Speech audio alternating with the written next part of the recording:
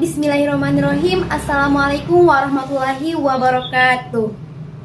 Halo teman-teman, perkenalkan nama saya Tri Putriati dari program studi pendidikan antropologi.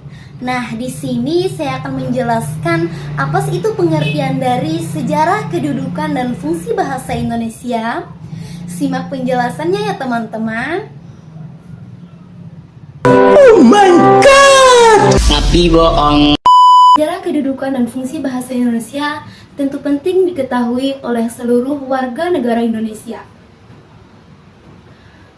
Pemahaman masyarakat mengenai sejarah, kedudukan, dan fungsi bahasa Indonesia bisa menjadi dasar dalam menumbuk jiwa nasionalisme.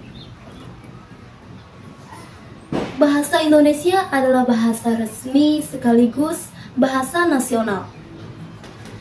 Negara Indonesia, bahasa ini merupakan varietas yang dibakukan dari bahasa Melayu, yaitu bahasa rumpun Austronesia, yang digolongkan ke dalam rumpun Melayu.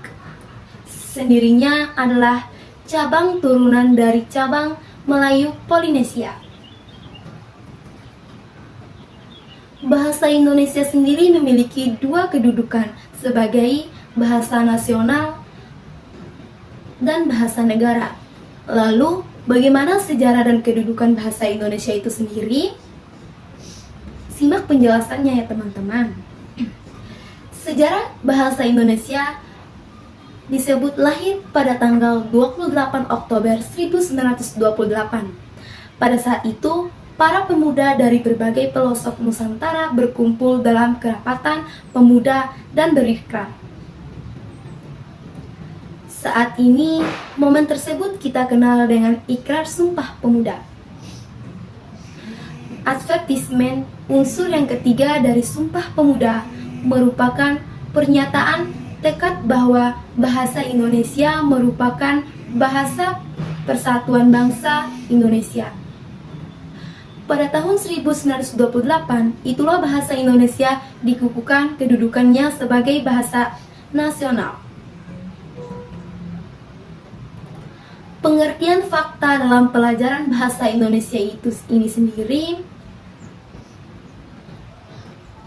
Adapun contoh kalimat kata baku dan tidak baku.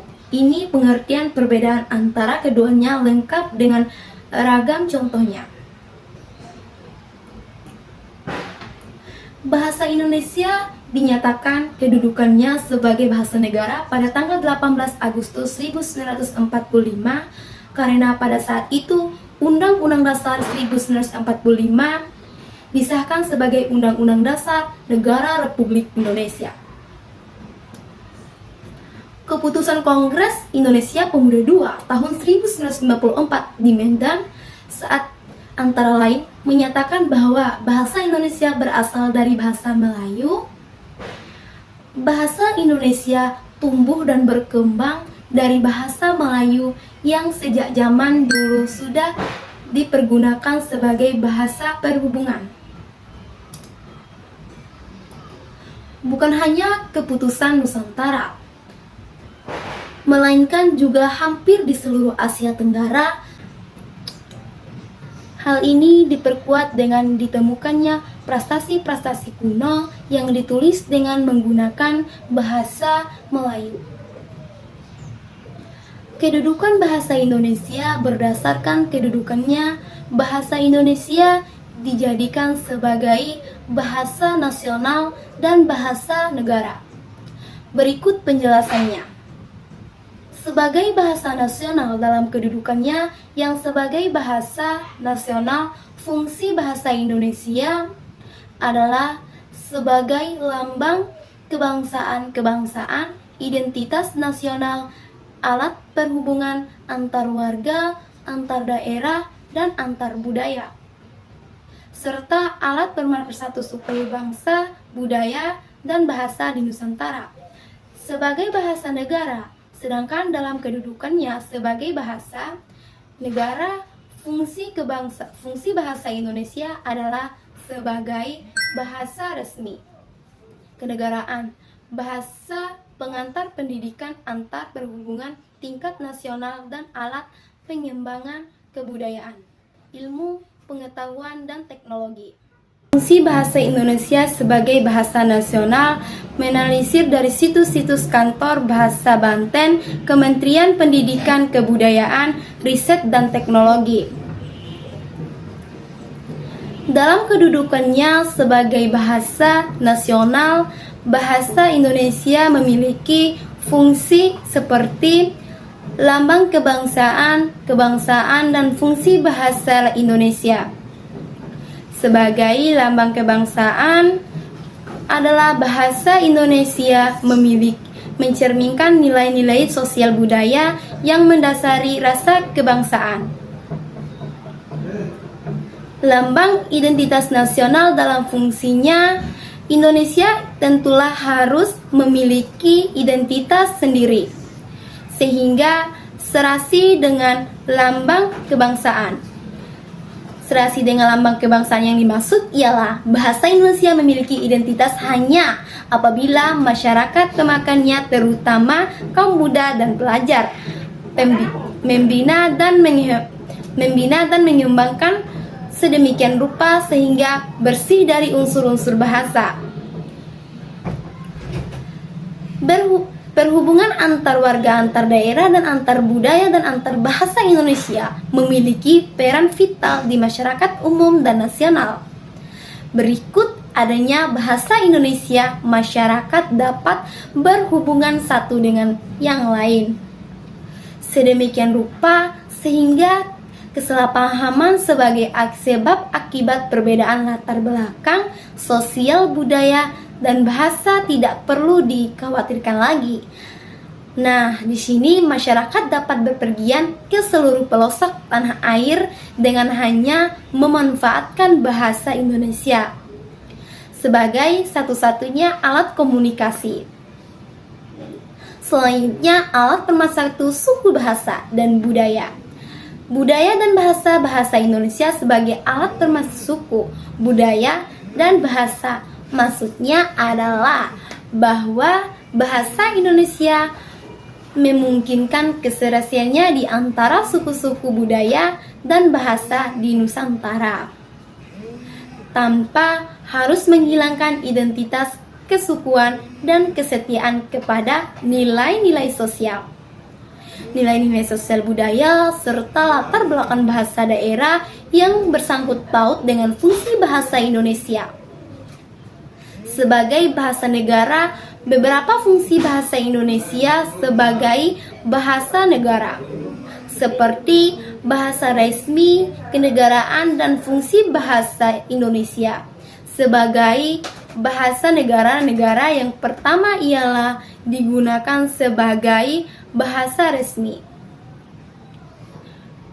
Bahasa resmi kenegaraan ini artinya seluruh kegiatan kenegaraan dan penyelenggaraannya harus menggunakan bahasa Indonesia.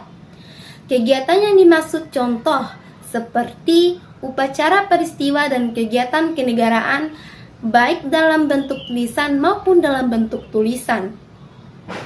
Salah satu kegiatan tersebut adalah penulisan dokumen dan putusan-putusan serta surat-surat yang dikeluarkan oleh pemerintah dan badan-badan kenegaraan lainnya, serta pidato-pidato kenegaraan, bahasa pengantaran dalam dunia pendidikan sebagai bahasa negara.